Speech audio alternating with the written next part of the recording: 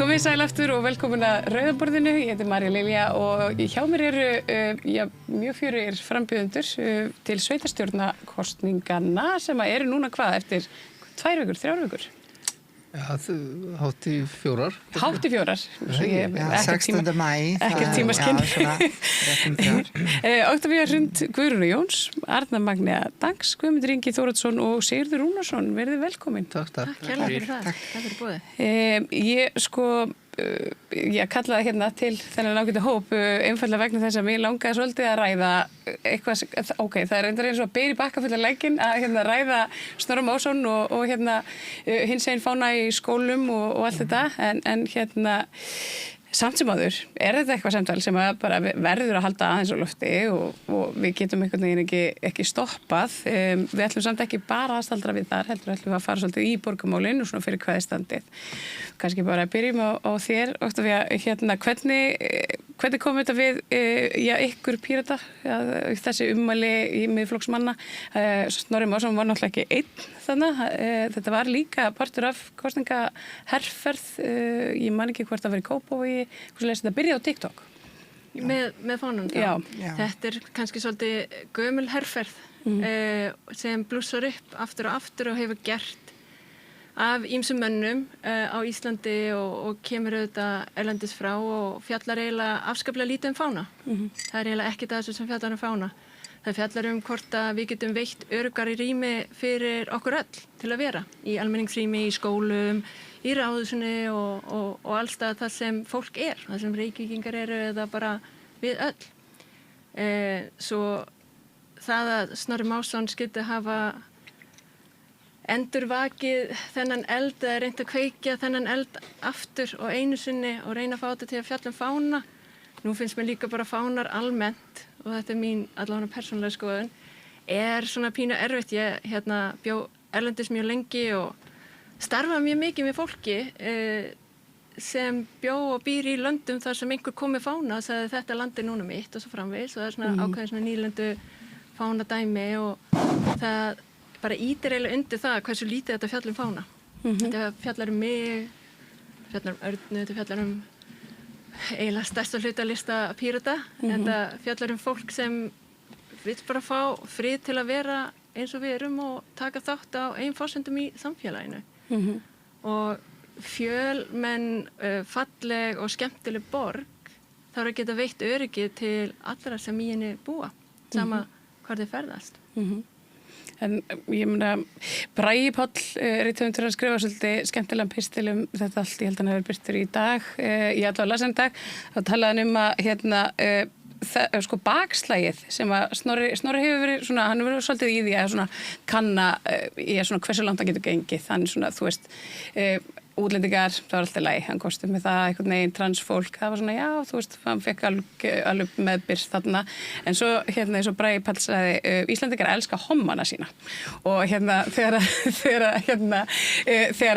þú veist, þegar einhvern veginn, einhver fór að svona beina spjótum að hinsegin samfélaginu þá sem heild og þá einhvern veginn stóð samfélagið að virðist upp á lappirnar. Er það ekki ykkar svona skilningur líka? Ég fundi svona ákveð bakslag í garð Snorra miklu frekar heldur en annað. Er komið að mér? Já, bara því mig bara grípa boltan. Já, sko, vissulega elskum við homan okkar og sérstaklega kannski Pál Óskar og Páll Óskar var einn af fyrstur af þeim að segja við skulum bara fylla samfélagsmiðla af fánum.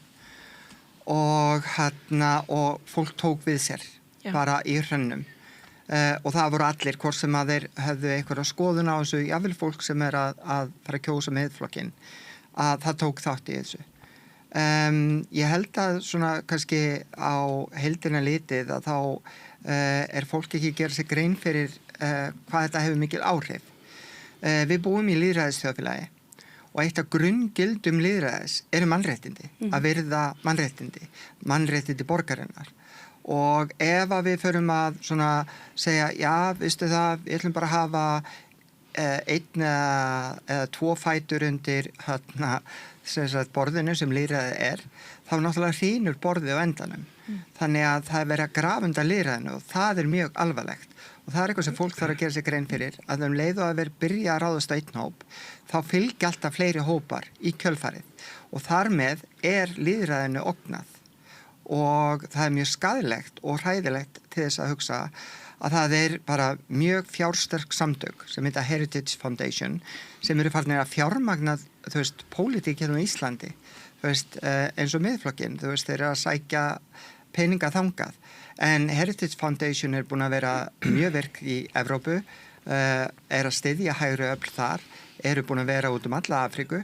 Þeir voru á bakvið til dæmis dauðarefsingarnir í Kongó og þeir hafa það alveg á stefnuskrá að þeir vilja útrýma öllu hinsegin fólki, ekki bara sumu, heldur öllu.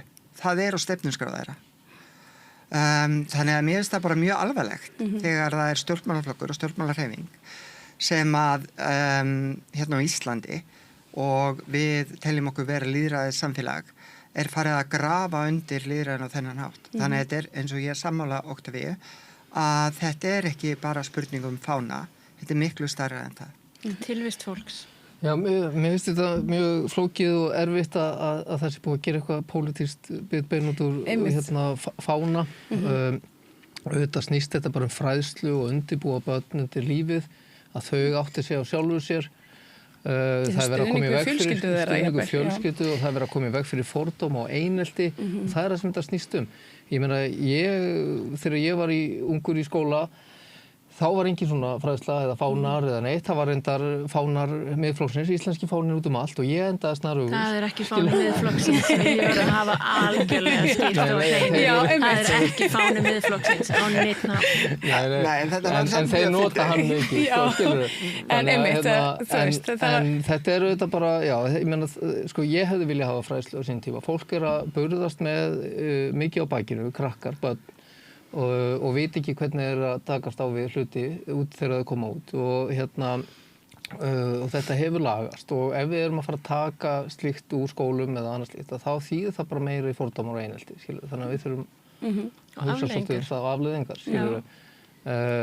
Síðan bara, ég meina, ég veit ekki, að því ég bara verða að viðurkenna að ég nenni ekki að stundum að lesa svona vitleysu, skilur. Og þannig að ég veit ekki, var ekki kynfræðsla eitthvað líka Jú, en það vika 6 sem í 8., 9. og 10. bekk. Og þetta eitthvað sem hefur alltaf verið kennt og það ekkert að breytast. Það má ræða það hvenar á hvaða stigi á að kenna það og allt svoleiðis, en þetta auðvitað bara hluti af líffræði og annarri fræðslu. Ég getum sett það sem móðir úlingstúlku sem fór í gegnum grunnskólan eða sérst gaggó og vika 6 var alltaf svolítið svona skemmtilegt sko. Það var ekki hefðbundi skólastarf, það var svona aðeins, ekki í öllum tímum, það var svona aðeins eitthvað svona, þau voru bara að tala og pæla. Fyrir okkur foreldra þá fengum við svona bréf þar sem við vorum einmitt hvött til þess að eiga samtöl við börnin okkar mörk og samþykki og hvað nema. Þannig að mjög mikilvægt að foreldrar taki þátt í öllu þessu og vinni þetta með börnunum líka og skólakerfinu, sko, að þau séu þáttakendur. Það alveg númer 1, 2 og 3, finnst mér. 100%. Það svo sem mikið að gera hjá frambjöndum þegar út allan bæ og svona, en samtalið alltaf þetta, það einhvern veginn svona, þetta inn í svona lúpur, hvort það sé eitthvað sem að stýri því sérstaklega, að svona sé að baki umræðuna, en þetta kannski ekki málmálina. Hvað með? Sko, það sem að allir borgarbúar og ekki bara borgarbúar, heldur bara, allir borgarar þessara jarðar, þau þrá það sama, þau þrá öryggi og það sem að við erum að kjósa sama hvar við erum að kjósa, þá erum við alltaf að kjósa öryggi og leiðirnar að þessu öryggi. Núna hefur áherslan verið til dæmis á húsnæði. Þak yfir höfuðið, að fólk hafi öryggi, öruggt skjól, það skiptir öllu máli, það grunnurinn, fæði. Það líka grunninn að matakarfan sé ekki bara í frjálsu svifi upp á við á meðan launin standi í stað.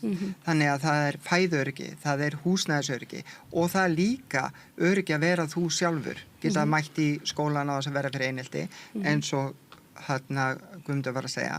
Þetta var fæði klæði húsnæði? Já, þú veist, en þetta snýst samt, þetta var frábær slagorð og þú veist, það tekur enginn þetta slagorð af Ingu, þetta æðislegt slagorð, en þetta snýst líka öryggi í víðara samhengi.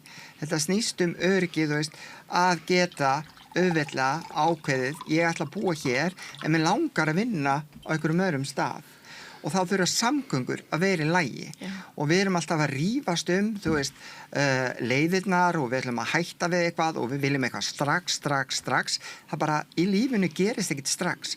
Þú veist, við förum ekki inn í háskóla og fáum menntun strax. Þú veist, við þurfum að hafa fyrir hlutanum og það það sama þegar við erum að byggja upp samfélag eins og borgin okkar. Þá erum við að byggja til framtíðar að því við viljum að börnin okkar, barnabörnin og barnabörnin og ekki bara barnabörnin mín, heldur ykkar allra geti komist frá A til B á þess að sé vesen. Já, en sko, það er samt þannig að við þurfum að hugsa þessa hluti til lengri tíma. Já. En það krísa eins og þú segir í húsnæðismálum og almenningssamgöngum og leikskólamálum og skilur og við þurfum að finna lausn strax til að leysa þá krísu. Af því að við höfum nefnilega verið alltaf í skammtímalausnum, við höfum alltaf verið bara að fylla í hólur í staðan verið að hugsa, við ætlum að láta þennan veg endast í 30 ár. Í staðan verið að hugsa, ég ætla bara að malbika yfir þetta með einhver drasli og þetta endist í 1 ár og við þurfum að gera þetta nákvæmlega sama á næsta ári. Og við erum að gera þetta með svo margt í samfélaginu hérna, þannig að við þurfum að leyfa okkur að hugsa til framtíðar, skipuleggja til framtíðar og leysa hlutina til framtíðar. Í staðan verið að við reyna að rembast við að bara klambra einhverju saman strax.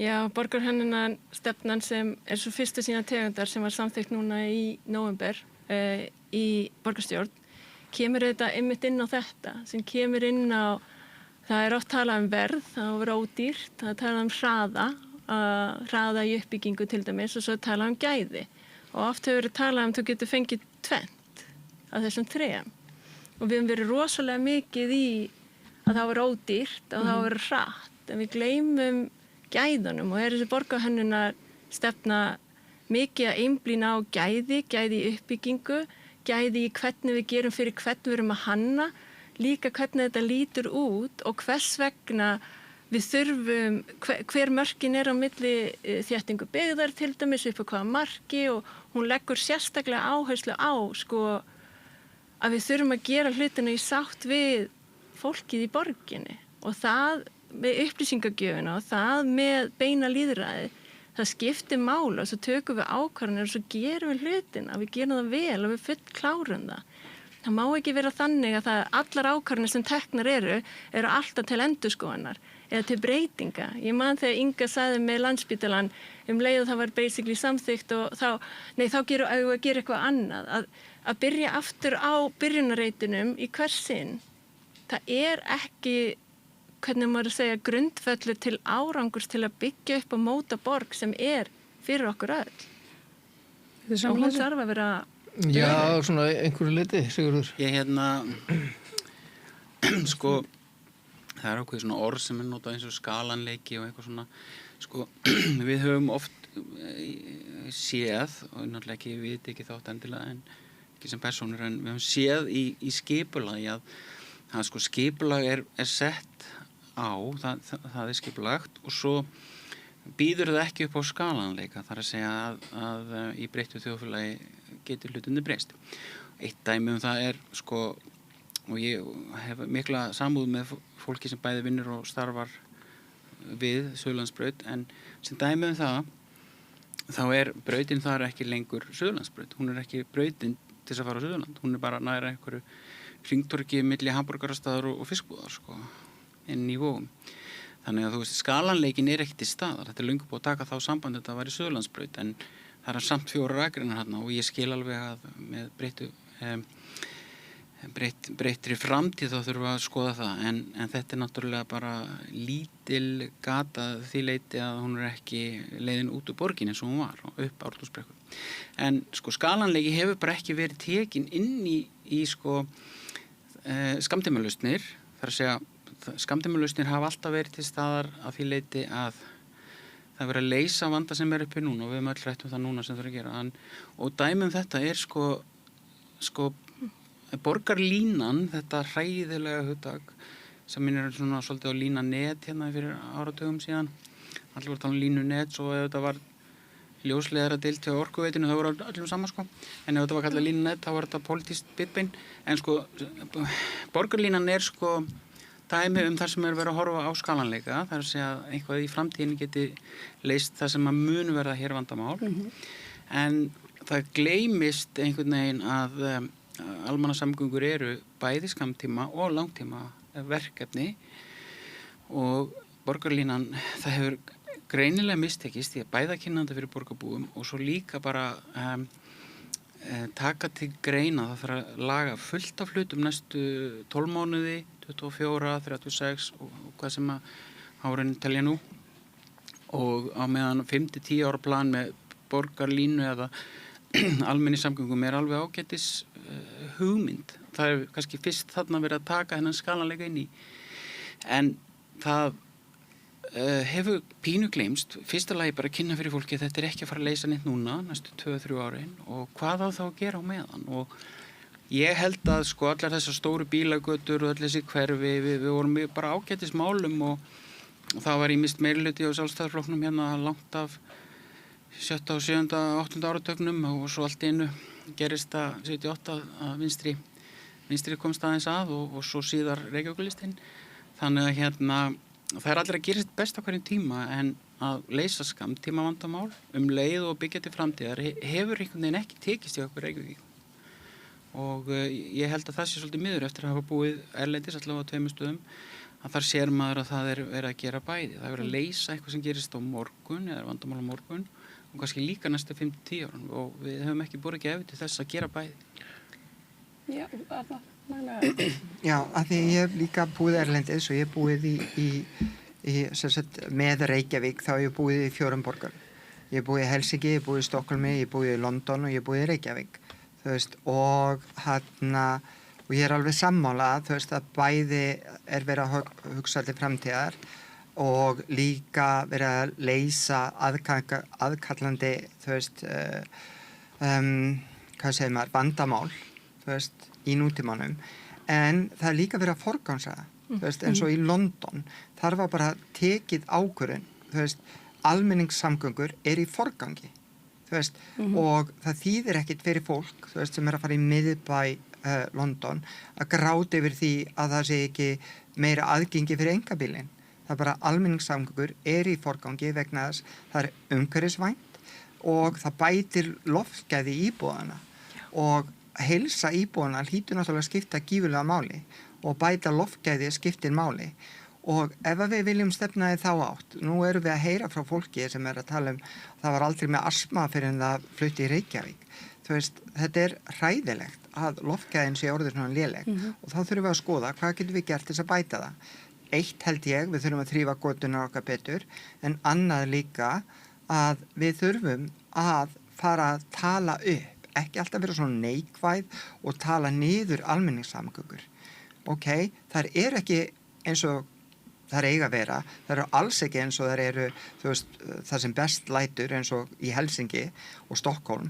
Þú veist, það nú alltaf bus replacement service í London, það nú önnur saga en hann kemur þú allavega já, en þú veist en við munum komast þangað ef að við erum saminuð og þá skiptir ekki máli hvað flokkið þú ert ef við erum saminuð að tala hlutina frekar upp heldur en að tala það alltaf niður og þú veist, það sem vel gert ef að það eitthvað sem vel gert hjá öðrum flokkum, það eigum við líka að tala það upp eins og bara þetta slagorð hjá flokki fólksins sem komið sér rétt út með en náttúrulega algjör snild því að þetta næri utan það sem við þurfum grunnþörfina.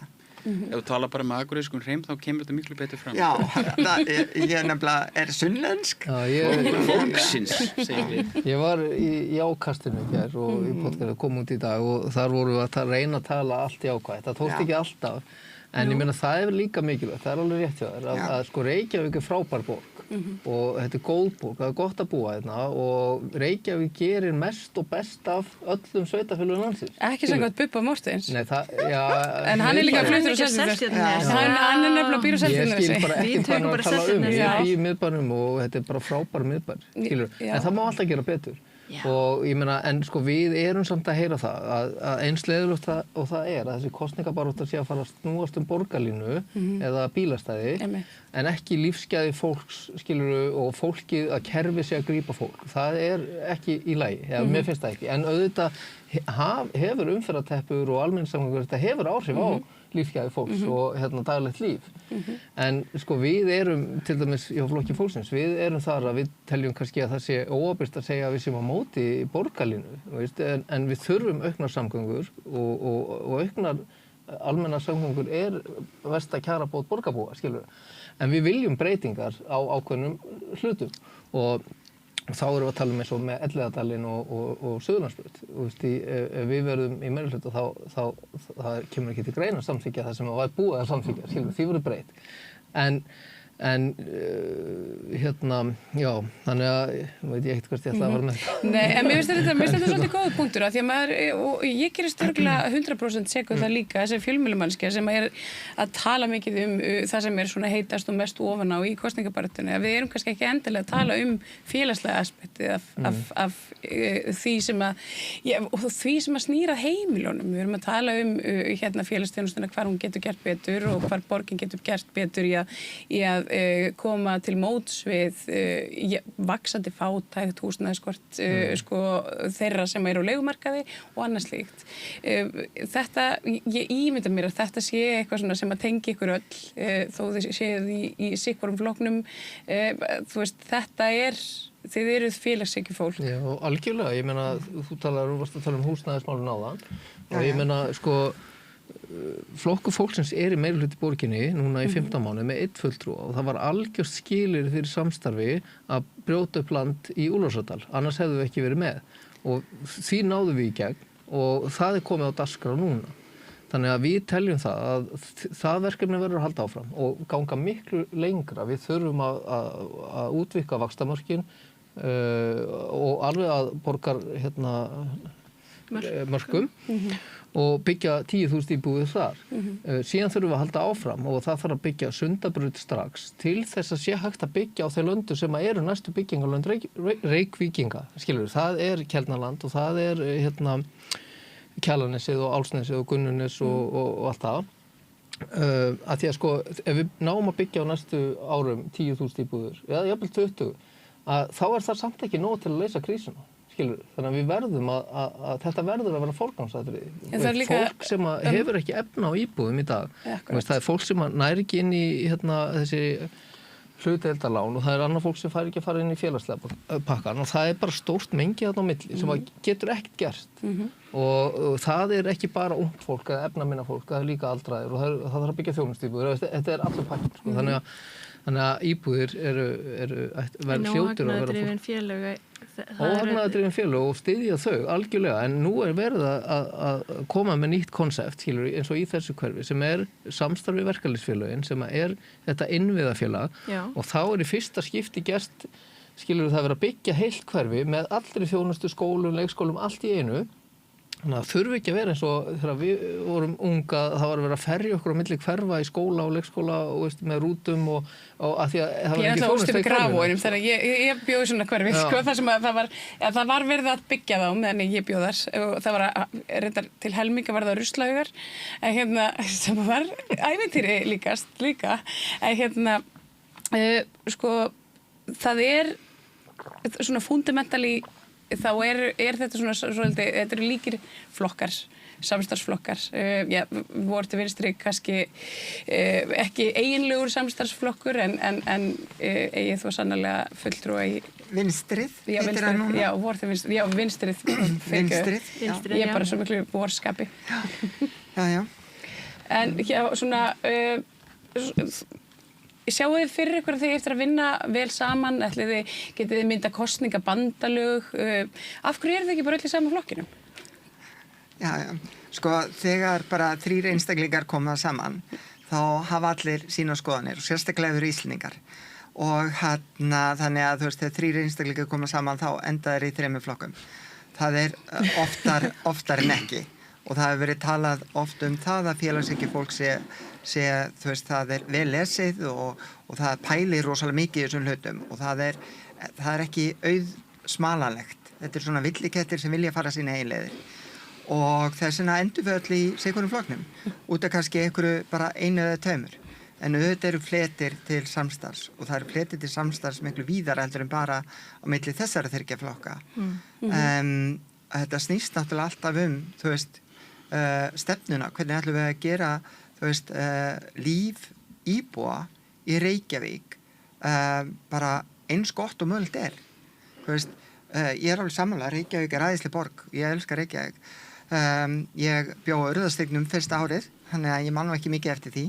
En ég labba samt alltaf, þú veist, þegar ég labbaði Urðastegin þá hugsaði ég, þarna bjó ég nú fyrsta árið, þú veist, svona. Þannig að við eigum öll minningar allstaðar í Reykjavík. Og ég stoppaði, ég labbaði með hundi minn, þá stoppaði ég reglulega og horfi bara á Reykjavík. Ég tek hana inn, þú veist, hvað mér finnst fallegt, hvað finnst mér ekki fallegt, en það sem ég elska þessi fjölbreytileiki, að húsin ekki öll eins, að þú veist, byggingarna ekki allar eins og fólki ekki allt eins. Og ég held að það sem Bubbi var að tala að hann saknar meiri fjölbreytileika í miðborgina. Þú veist, ekki svona margar lundabúðir, þú veist, akkur má ekki vera eitt skósmiður, þú veist, bara niður á torgi og svona, þú veist, hafa meiri fjölbreyti og þú veist, og ég sakna þess að Brynjabúðin sé ekki lengur á Laugaveginum. Nú þetta allt, þú veist, fatabúðir, þú veist, keðjur og svona, þú veist, smásjoppur, þú veist, meira minna niður Laugaveginn, þegar maður labbar niður Laugaveginn. Það náttúrulega líka það sem hefur gerst í svona retail, svo ég sletti aðeins, það hefur bara breyst. Neysluhegðun fólks hefur breyst, verslun hefur breyst vegna þess að hún fer öll fram á netinu.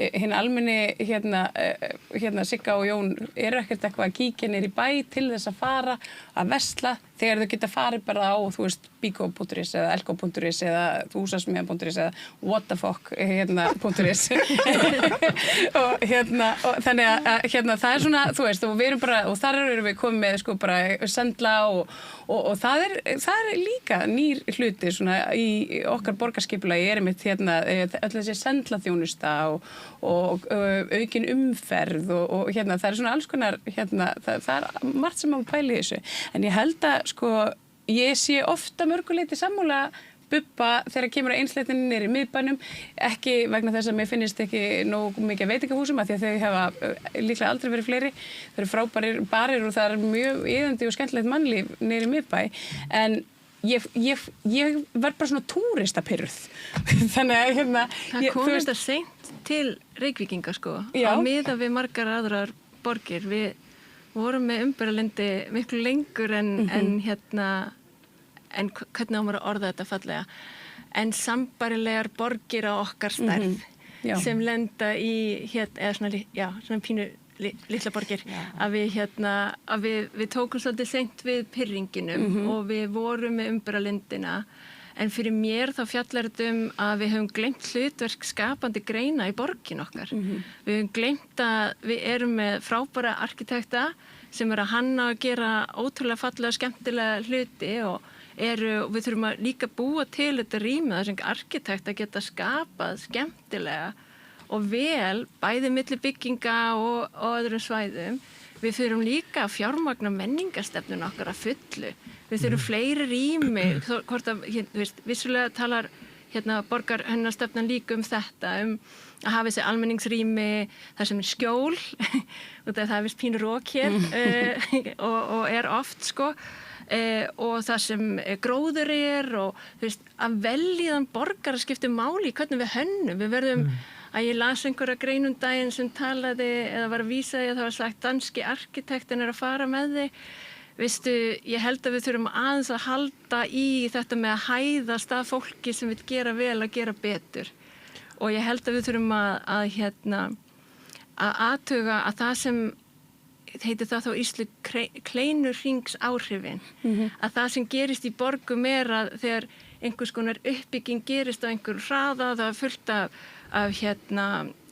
skrifstofum sem koma inn og fólk hefur ekki efna að búa lengur og það fer út í jaðurinn, en hvað gerist með menningun og listir og þá fer það og hefur ekki efna á því, allt í einu ertu komin með einhver skrítin kleinurhring þar sem lífið gerist og þá ferðu inn í miðborgina sem þá á lífi í einhvern skamman tíma. Þú veist, hvers vegna eru öll tónlista æfingarýmin að loka niður? Akkur vantar ungu fólki staði til að vera? Hvers vegna erum við að gera allt of lítið þegar kemur að því að bæði að fjármagna og standa við það sem stendur í bara menningarstefnu Reykjavíkurborgar og það kemur kannski að forgangsröðinu sem Arna líka talaði að við erum vissilega 3 vaskabirnir í sama frakka vonandi bráðum sem mynda þess að blessuðu borgarstjórn, en við gleymum kannski líka að vettvangur borgarstjórnar ekki Alþingi. Hún á að virka eins og ein heild. 23 hjá okkur eiga að geta komið saman. Það ef þið skoðið lögin, það ekkert sem heitir eitthvað minnihluti og meirihluti verulega og á ekki að vera á sveitarstjórnarstiginu. En við erum að hafa okkur þannig, við erum einhvern veginn að taka einhverja hegðun frá Alþingi og vera, og þess vegna held ég að fyrir núverandi meirihluti var mikilvægt fyrir okkur að kalla okkur samstarfsflokkana, að ná saman þau verkefni, við komum þetta öll með okkar forgangsröðun. Við viljum þetta og við náum saman margt. Ég meina mannréttindi, grundvallar mannréttindi, ég vil líka bara segja Píratar styðja mannréttindaskrifstofu hlutverk hennar sem meiri 70% bara lögbundir hlutverk. Ég veit ekki hvort að þeir flokkar sem tala gegn henni skilja það og restin sem þar, meðal annars regnbogavottur og annað, bara bráðnauðsynlegt og við sjáum það. Þetta stærsti vinnustaður landsins. Við þurfum að gera betur þegar kemur að þessu, bara til að koma aftur í þetta menningarlega átak sem þú nefndir og þannig gæja þarna í byrjun. Gunn Gaursson. Það er búið að koma inn á svo margt og maður en sko, miðborgin finnst mér frábær. Það vantar meira að vera þar. Hún skítug, það þarf að þrífa hana betur. Það er búið að ráðast í átak, römpum Reykjavík, en þeir sem nota rampana, þeir komast ekki að. Þeir geta ekki lagt og komast út og nota hann ekki. Þannig að okkur vantar, ok, ég og þú og við getum labbað í bílastæðahús, en það fullt af fólki sem getur það ekki. Skilur við, þannig að það þarf að vinna meira með öllum hópum. En ég veit að það hægt að keyra niður lögveginn svo sem ef maður með merkimiða í glugganum. En svo hvað ætlum við að fara í? Já, alveg rétt. Ég veit ekki hvort að ég mátti segja það, en hvort að ég segja það í fyrsta skipti, en við förum bundin til kosninga. Já, algjörlega. Við förum bundin okkar málefni eldra fólks og fólk sem barna með fjölþætta vanda og öryrkja og fallara. Það eru við, skilur við, og ég meina við erum til að starfa með hverjum sem ef við náum okkar málefni, auðvitað bara eins og hverjum annar flokkur. En við ætlum bundin til kosninga. Þetta var algjör snill. Þetta var sprengja en ekki sprengja. En, já. Ég náttúrulega vissulega 7. maður lista á 7. manneskja svo sem ekki hátt skrifuð, en ég hef verið aðstofugumund og kannski meira í því, en mér finnst til dæmis þegar við höfum verið að fara á þessa fundi að þegar fólk í framboði, tala nú ekki móti þetta, segir þetta við göngum óbundin til kosninga, við verðum að sjá hvað kemur upp úr kössunum. Við ætlum bara ekkert að vera þar. Við ætlum ekki að ganga óbundin til kosninga og við ætlum ekkert að bíða eftir því hvað kemur upp úr kössunum. Nýju plastkössunum frá dómsmálaráðuneytinu. En við erum bundin þeim áherslum sem við höfum unnið að síðustu mánuði, eða allavega 2 mánuði, ekki bara orða það þannig. Og það bara rosalega mikilvægt og ég get ekki ímyndað mér að þeir flokkar sem að hafa þó talað sín málefni að þeir gangi óbundin til kosninga. Hvernig dettur í hug að við skulum bara segja einn flokkur sem hefur lýst eins og Framsóknarflokkurinn og Einar sem að brendi sig nú á ákveðnu meirihlutasamstarfi, hann ekkert að fara óbundin til kosninga, við veitum það alveg. Heldur hann sé að fara sé bundin Viðreisn? Nei, hann ekkert bundin einhverjum flokki, hann bundin sínum málefnum, alveg eins og við erum. Hann ekkert að fara í það sem að hann barðist fyrir í sínum meirihluta og svo slitna upp úr þeim meirihluta. Við vitum það alveg. og það bara óheiðalegt að segja á einhvern hátt að þú gangir óbundið til kosning og hvað, að það fari lengsti vinstri til lengsti hægri og myndi millu, það ekki að fara að gerast, við vitum það. Og við erum ekki að fara að ganga óbundið til kosninga, við bara vitum það að svo vinna sem við lagt í áherslunar og höfum gefið út að við ætlum ekki að víkja frá því, við getum gert einhverju málamillanir en við ætlum ekki að fara að víkja frá því og aðrar hugmyndir sem eru gríðarlega langt frá því sem við erum að segja og gera, að þær eiga bara ekki upp á pallborðið hjá okkur og við erum ekki að fara að bindast þeim flokkum, það alveg ljóst. Þarna Magna ég sé að það brennur eitthvað á þér. Já, mér langar að svara 3 punktum. Sko, við erum í vinstrinni, við erum fylgjandi mannréttindastofu. En alveg eins og með borgarlínuna, það þarf að kynna þetta fyrir borgarum mikið betur. Við vorum á fundi félagi eldri borgara og þeir voru söknuð þess að það var ekki öldungaráð. Öldungaráð ennþá til, það bara inn í mannréttindastofu og það þarf að kynna þetta betur. Og það þarf að kynna þetta betur og það þarf líka að þú veist að fólk alltaf hrætt, ótti eitthvað sem að sumir að spila á í þessari kosningabaráttu og fólk hrætt við að missa spón úr sínu maski. Þau ekki sko, eldri borgarar ekki ósátt við að vera þarna í mannréttindaráði í öldungaráðinu. Þau eru ósátt við að þeim var fækkað. Þau eru svo fá núna. Það það sem er ósátt við, sko. Úr 3 í 1. Já, en það voru sumir sem voru samt ósáttir við að það var ekki öldungaráð. Og töluðum það. En það þarf líka bara að skoða það. Þú veist, þegar við erum með ráð og við erum með margar raddir, að þá líka kannski ekki svigrúm til þess að hafa, þú veist, 3 í hverju einasta hlutverki. Því að við þurfum náttúrulega líka að vera skilvirk og koma málefnum áfram. En það má alltaf taka samtalið og það eitthvað sem mjög mikilvægt og ég held að allir þessi flokkar sem eru hérna, við erum alltaf tilbúin í samvinnu og við erum alltaf tilbúin í samtalið. En auðvitað, og þetta punktur númer 2, auðvitað þá eru ákveðnir flokkar sem að við bara rekumst ekkert með. Ef að við erum að vinna í borginni, þá vinnum við náttúrulega með hverju sem er. Ég vinn með manni sem að hatar mig bara því að ég trans, en ég vinn með honum að því að ég þarf að vinna með honum. Ég hef unnið, þú veist, sem kennari, hef ég unnið með mannesku sem neitaði að tala við mig. Þú veist, ég var með hann á fóldrafundum og annað, þú veist, að þau vorum að vinna saman í teimi, en hún sagði, má þetta vinna hérna mig? Ég var ekki manneska, ég var þetta.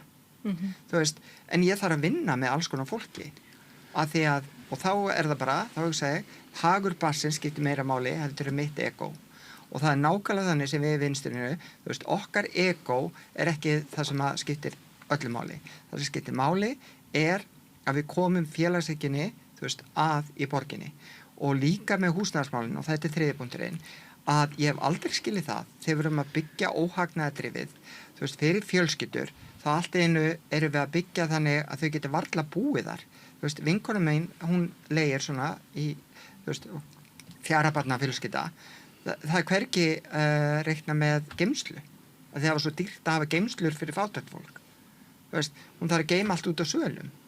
Þú veist, má fátækt fólk ekki líka hafa geymslur? Þannig að við þurfum líka að hugsa, þú veist, að byggja, ég vil frekar byggja og gera allt. Þess að gæðin eru númer 1, 2 og 3. Já. Og gæðin eru til framtíðar, því þau munu skila sér, heldur en að vera alltaf í einhverjum strax skammtímalausnum. Ég meina, Rómverjar byldu vegi sem eru ennþá virkir, sem ennþá verið að nota. Þú veist, við byggjum vegi sem að dugi í ár. Þú veist, við þurfum að breyta þessari hugsun. Ég má aðeins skjóta varandi mannréttindastofa. Hvað er það, skrifstofa? Mannréttindaskrifstofa, svo mannréttindaráð. Flokkur fólksins náttúrulega mjög ánægður að það sé virt samtal við til dæmis eldri borgara og það sé þar og eldri borgarar vilja hafa aðgang að 7 fulltrúum, skilur við, eða öllum borgarfulltrúunum sem eru í þessu ráði. Já. Og þau eru ánægð með það og við erum ánægð að þarna sé allan samtal á milli minnihlutahópa.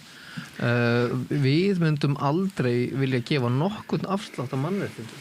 Nú erum við sem erum hérna efstu sætum, við erum öll að vinna með viðkvæmum hópum og við barist fyrir mannréttindamálum alla tíð.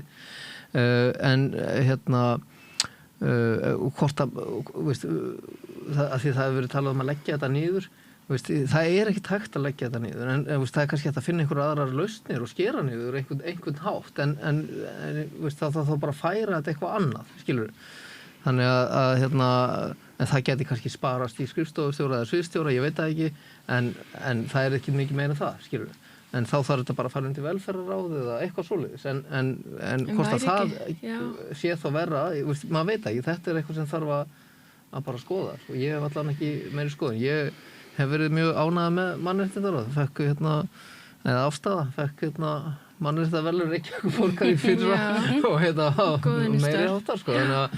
En auðvitað þarf að hugsa, yfirbyggingin mjög mikil hjá Reykjavíkurborg, það óánægja hjá starfsfólki, það mikið kulnun, það ákveðin strúktúr þarna, eins og bara það sem ég var að vinna hjá Reykjavíkurborg, það voru teymisstjórar og svo voru forstöðumaður og forstöðumaður stjórnar ekki sínu úrræði í raun og veru, vegna þess að hann þarf að bera allt undir deildarstjóra sem þarf að bera undir framkvæmdastjóra sem þarf að bera undir skrifstofustjóra sem þarf að bera undir sviðstjóra sem veist, og þetta einhvern veginn bara fáránleiki, skilur og þetta orsakar það að þegar forstöðumenn geta ekki tekið ákvarðanir í sinni stofnun og þarf að hlusta á mannauðsvið til að taka ákvarðanir, að þá hefur það bein áhrif á starfsfólk sem að verður veikt og það getur þetta ekki lengur og það hættir að verður veikt. Þess vegna þarf að taka á þessu millistjórnenda vanda og ég er ekki að segja uppsagnir, ég er að segja stuðning við starfsfólk, það bara það sem vantar hjá Reykjavíkurborg. Reykjavíkurborg hefur klikkað þar, það vantar miklu meiri stuðning, fólk veit bara ekki hvað það á að gera í vinnunni. Já, ný stefna, stjórnendastefna sem líka kom. Mér langar að koma inn á eitt sem Arna nefndir sem ég held sko á tímum upplýsingaóreiðu sérstaklega og það hefur verið unnið afskaplega vel af henni. Þá rosalega erfitt að koma upplýsingum á framfæri, á réttan vettvang, held ég það, þú veist, og tímanlega. Og Reykjavíkurborg þar verulega spýta lóan með það. Bara öll starfsemin þarf verulega því á meðan við erum sko, það varð breyting út af þessi ráð sem við vorum að tala til dæmis samgönguráðum aðgengi fatlaðs fólks, svo var fjölmenningaráð og svo var öldungaráð og þau voru svona sitt og hvort sko. Svo vil ég líka bara kannski taka fram að meirihlutinn flossaði ekkert upp að sér, það var Einar sem sleitan, það var svona frekar skýrt og þegar það gerist þá nýr meirihluti og sögulegur meirihluti sem myndaðist og það þessi 5 flokkar sem núna eru samstarfsflokkarnir í borgarstjórn og þá voru teknar erfiðar ákvarðanir og ein af þeim var, ég held að vísa til þessum skilvirkni, ég mjög hlynnt því og eitt af því sem gerðist var að mannréttindaráð tók þessi ráð sem ég nefndi, fjölmenningu, ofbeldisvarnir, svo aðgengi fatlaðs fólks og öldungaráð og það kom undir og það gerði verkum að ráði núna að funda miklu tíðara, oftara og það eru svona sérstakir, þau eru tvískipti núna. Svo einn hluti þá fyrir öldungaráð og svo almennu mannréttindaráð fundur og svona. Það verið og við hefum núna reynt á þetta í tæpt ár, eða það bil ár og við erum reynslunni ríkari og það þarf að hugsa til, ég skil vel að fara frá heilu ráði með 3 fulltrúum frá þessu félagi eldri borgara og fara svo yfir í að vera undirhluti með 1 fulltrúa að sjálfsögja það sárt. En ég held fyrir Pírata fjallar það að þetta verður að vera ekki bara innan við mannréttindaráð eða innan við öldungaráð. Við þurfum aðgengi félags eldri borgara, landssamband og margt annað, fjölmenningaráð, Women á Íslandi, við erum þetta stórir hópar af hagsmunaaðilum, þau þurfum að koma inn í öll ráð. Við þurfum að auka það flæði og líka auka flæði út af við bara upplýsingagjöf, hvernig virka borgin, hvað ákvarðanir teknar. Sko, og það ekki ljóst í dag fyrir öll sko. Þetta einmitt máli. Ástæðan fyrir því að fólk svona neikvætt út í borgina mikið, að borginni hefur algjörlega mistekist að veita upplýsingar og gera það hratt og vel. það hefur, veist, ég hef verið að mæta á fundi og veist bara, á hverju vissi ég ekki af þessu, skilur, veist, ég fæ bara aðra skoðun og aðra sýn á hlutina. En það að því að borgarbúar eru ekki nógu vel upplýstir það sem í gangi. Þannig að það eitthvað sem það taka. Það eru upplýsingar og fulltrúar á öllum sviðum. Stór breyting síðustu sumar varandi upplýsingafulltrúa líka. Það var stór skipulagsbreyting. Að veita upplýsingar alls konar hluti, að þið telja sig ekki sitt hlutverk að því að það er ópólitískt eða það er alls konar, skilur. Það þarf að breyta þessu að því að borgarbúar verða að fá að vita hvað að vera til þess að geta verið jákvæðir, skilur, og koma með eitthvað jákvæðir. Þetta nú ekki allt neikvætt, það er margt og mikið sem hefur bæst í upplýsingagjöf en við sama hversu vel við teljum að við gerum það, ef það er ekki heppnast, þá verðum við að gera betur. Þá verðum við að rýna það að gera betur. Svo var með að því að við viljum, nú með öldungarna, okkar álit að það eigi að fjölga þeim og við viljum gera það. En í mannréttindaráði, eða öldungaráði, en það er íbúaráðin. Það voru mistök að leggja þau niður áður en eitthvað annað var komið, skilur við. Ég er þar. Það hefði þurft að eitthvað annað þurft að vera komið þegar hitt var lagt. Og það hlýtur að vera fyrsta verk nýrra borgarstjórnar að virkja samráð við íbúa. Það er eitthvað sem við verðum að gera betur. Það verður reyndar síðasta verk held í sitjandi hverfisliftan næri gegn væntanlega áður sem er svona meira að það er ekki kjörna fulltrúar sem er að segja við hverfin hvað þeir megi hafa skoðun á heldur að borgarbúa fá kannski meira aðgengi að því og það er svona lýðræðismálin Það er á stefnulista vinstrisins að vonandi fá við brautagengi til þess að koma því í framkvæmd og það er alveg samhljómur hérna það að það verði svona virkar samfélagsstöðvar í hverfunum þar sem að bara íta undir samfélag þar sem að alveg frá vöggu til grafar að fólk hittist, að fólk geti leitað bara, þetta er félagsmiðstöð fyrir allt hverfið þitt. Þetta er líka þar sem að getur komið að hitt borgarfulltrúaðinn. Þetta er líka þar sem að þú getur verið með rökræður allt milli himins og jarðar, þú getur spila borðtennis, þannig að ef við erum með svona samfélags að þið verið með tómar byggingar út allt ef við erum með svona, ítumundir samfélag fólks í hverfunum og svona hverfa, félagsmiðstöðar, að þá erum við náttúrulega komið með ákveðið svona ráð, svona íbúa ráð í hverfunum, hvað er það sem okkur vantar í þetta hverfi. Það er ákveðið öryggi í því að þekkja nágranna sína og næra einhverju seitt og svona að því við vorum að tala öryggi á það. Því öryggi er svo mikilvægt, vegna þess að án öryggis, þá kemur nefnilega, þetta er svona, kannski, nú kemur nördin upp í mér, en þetta er svolítið svona, the light side and the dark side, að ef þú hefur ekki öryggi, þá kemur nefnilega andstæðan sem er ótti og óttin eyðileggur allt. Hann eyðileggur samvinnu, hann eyðileggur, allt það sem við reynum að gera þegar við erum að byggja til framtíðar. Og hann eyðileggur heilu samfélögin, hann eyðileggur heilu fjölskyldunar. Og þess vegna, með því að íta undir þetta og íta undir hverfin, ég ólst upp í Breiðholtinu í Fellunum, var í Fellaskóla, það var allt þarna, í rétt hjá. Efri Breiðholti. Það var bara allt í Efra Breiðholtinu, þú þurftir ekki fara neitt, það var félagsmiðstöð, það var líka, bakari og það var líka, hvað heita, krónbúðin, okubúðin og svona, en nú fer ég upp í Efra Breiðholt og þetta er mjög fátaklegt. Þarna var saumastofa, þarna var skósmiður, þarna var allt mögulegt. Besta bakari var í Efra Breiðholtinu. Já, það er erfitt að segja sem neðri Breiðholtningur, Þeir merkja að hrekkjusvínunum voru í Efra, Hvað ert þú í Fellsík? Er allir út í Breiðholtinu? Ég er alltaf, ég held að bakkanum líka. Ég var samt í Gauksólum núna. Ég fættist þar ár síðan ég flyttist í Gauksólum. En þetta er kannski bara ákveðin Já, þetta er svona Breiðholtingamót. Ég var enda mjög lítil þegar ég flytti úr Breiðholtinu, en ég verð að fá að stoppa þetta góða samtal hér því að mér er orðið svo heitt sem hljóð. Ég var aðeins svo lengi út í sólinni í gær.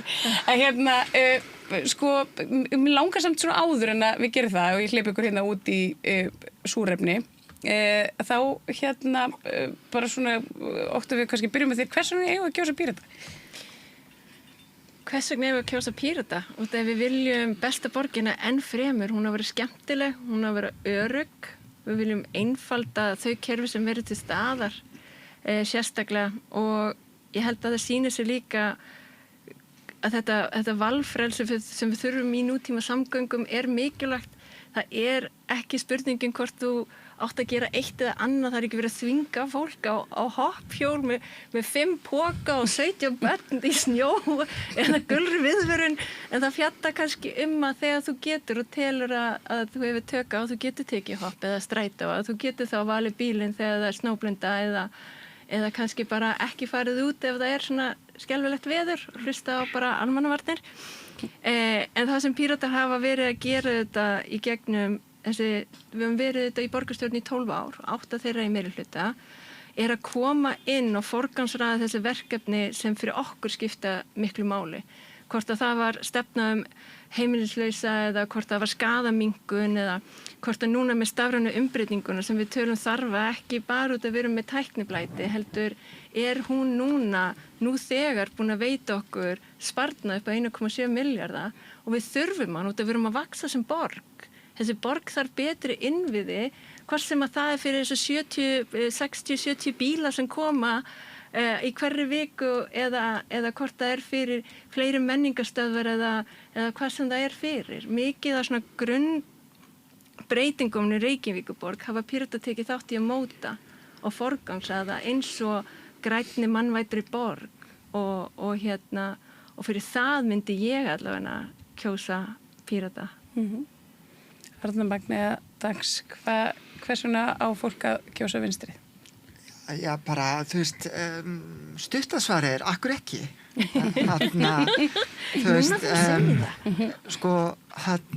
Ég myndi segja að það væri náttúrulega fyrst og fremst vegna þess að við ætlum að einblína á að vera sá flokkur og hreyfing sem að getur, þú veist, sett samvinnu á oddinn. Við ætlum að geta unnið með fólki. Við ætlum að hugsa í lausnum og við ætlum að hugsa til framtíðar, ekki bara, þú veist, einhverja skyndilausnir, þú veist, móka yfir skítinn og þetta á dugi 1 ár, heldur við ætlum að hugsa til framtíðar og við erum tilbúin að taka erfiðar ákvarðanir þegar það þarf þess, en við erum alltaf tilbúin að taka það í samtali og samvinnu við borgarbúa og við aðra flokka, þú veist, ég meina, ég hef ekki alltaf sömu skoðanir og allir í mínum flokki, því að eins og ég sagði áðan, þá erum við villikettir, við hugsum sjálfstætt, frelsi skiptir okkur máli, frelsi einstaklingsins til þess að taka sjálfstæðar ákvarðanir og mega taka sjálfstæðar ákvarðanir og þannig að þú veist, við þurfum ekki að vera sammála með allt, en við hljótum að geta að tala okkur inn á leiðir sem eru hagkvæmar fyrir alla borgarbúa en ekki bara suma. Og öryggi en ekki ótti. Yes. Guðmundur Ingi og Sigurður, ég ætla að leyfa ykkur að varpa hlutkesti upp á hvor. Ég ætla að segja ykkur hvers vegna við að kjósa frá fólksins.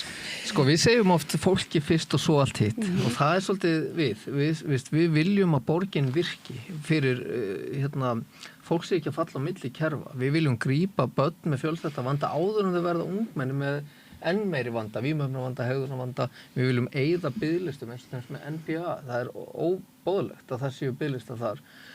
Þjónustíbúðir aldraða. Við viljum auka til dæmis að borgin komi meira að vinnuúrræðum fyrir mismunandi hópa. Fatlaðir, fólk með vímuefnavanda og svo bara börn eða frá 16 ára og upp úr þurfa meiri vinnu hjá borginni og líka borgin aðstóði svolítið við námstengda vinnu þannig að fólk komist í vinnu með skóla. Það er svolítið, þetta er svona, börn, ungmenni, ungt fólk og aldraðir, það eru við og öryrkjar. Þannig að við höfum aldeilis gefið loforð í gegnum tíðina eða frá því hefur stofnuð og algjörlega staðið við þau loforð, þannig að það er ekki hægt að segja neitt annað. Við erum búin að ná ótrúlega hlutum í gegn, bæði hjá borg og ríki, og sérstaklega núna undanfarið. Takk fyrir þetta öll sömul, það var dásalegt að hafa ykkur hérna. Ég hlakka mikið til að sjá ykkur vinna saman í borgarstjórninni. Eftir hvað, 18. maí, hvað sögum við á? 16. Sér ég get ekki munið þetta. Ég hefði kannski að fara í ykkur skoðans, já. Ég þakka kærlega fyrir okkur í bili, fyrst auglýsingar en síðan höldum við áfram. Góðir fjölmiðlar eru mikilvægur partur af því súrefni sem sérhvert samfélag þarf á að halda. En góðir fjölmiðlar þeir þurfa ekki endilega að vera hlutlausir, en þeir verða að vera sjálfstæðir. Alveg eins og góðir háskólar og traustir dómstólar þurfa að vera sjálfstæðir. Þeir þurfa að þjóna fólkinu, ekki valdinu. Ég heiti Þorvaldur Gylfason og ég styð samstöðina.